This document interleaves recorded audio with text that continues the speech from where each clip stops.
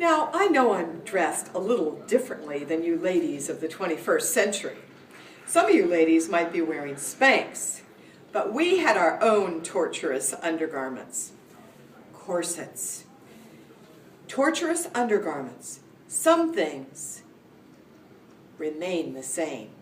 And fortunately, some things do change. In my era, a married woman had no right to her own wages. Her wages belonged to her husband by law. Imagine if that were the case today.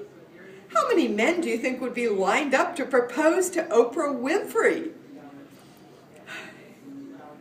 I gave a speech 166 years ago at the Seneca Falls, New York Women's Rights Convention in 1848.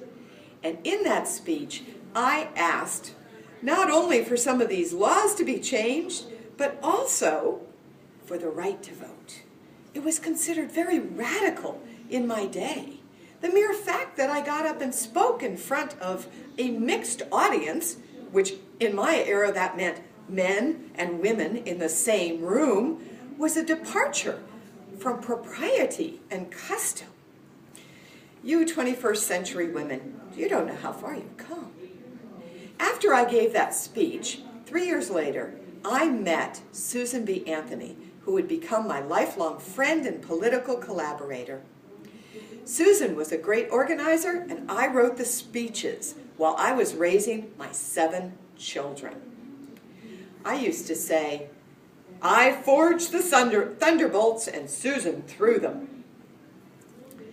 Susan asked for help with a speech, and I had her come to the house, and together we juggled housework, babies, rowdy young boys, and speech writing.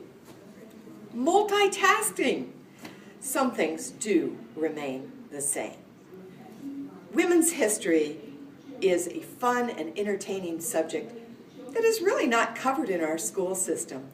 Please contact me, RebeccaKnow.com, so that Elizabeth Cady Stanton can come to your school, to your event, and share stories of our history and entertain your audience. Push it again.